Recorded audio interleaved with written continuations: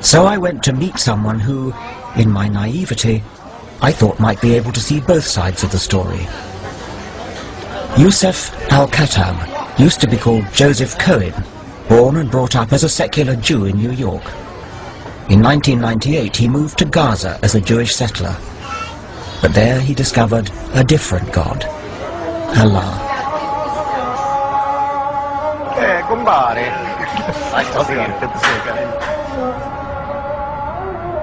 What I noticed coming to this center of world religions, what a lot of hatred religion fosters. I mean, I'm an atheist, and I'm rather gentle. I don't hate people, but it seems to me that I'm hearing hate on all sides, and it seems to me all to do with religion. I hate atheists because atheists don't care if somebody fornicates in the middle of the street. They don't care if their women go bouncing around on TV topless. It makes no difference to them. They don't believe in anything. Because if you don't believe in a set rule, and you believe that a constitution can change, and you can amend the rules as they go along, and you don't believe in God's rule, then what law do you have? You just have man-made laws.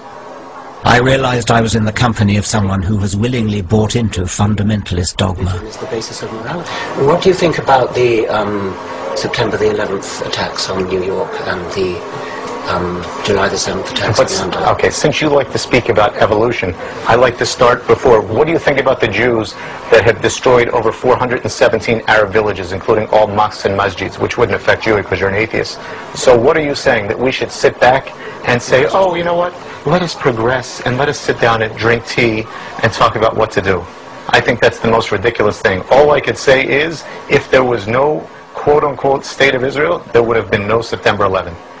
But if we've all got to live together, it's not going to be helped if there are people of very, very strong faith who simply know they're right and are not amenable to argument, because there's somebody out there who's just as faithful as you and has his faith just as strong as yours, which is opposite to yours. You see, the problem is, Richard, I think that you have fear. You know that this party of occupying Muslim lands and polluting society with these evil ideas that are around, it's not going to last forever. There will always be the soldiers of Allah there to give the response to this. So we also want the same thing. All we want is that we want the non-Muslims at this point off the lands of Muhammad sallallahu alaihi wasallam. All the lands of Muhammad, we want the kuffar out of it. Do you want Islam to take over the rest of the world? Of course I want it to, and it will.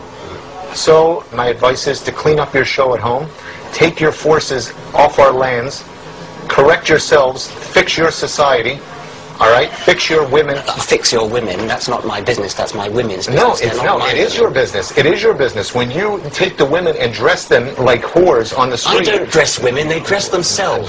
But you allow it as a norm to let the women go on the street dressed like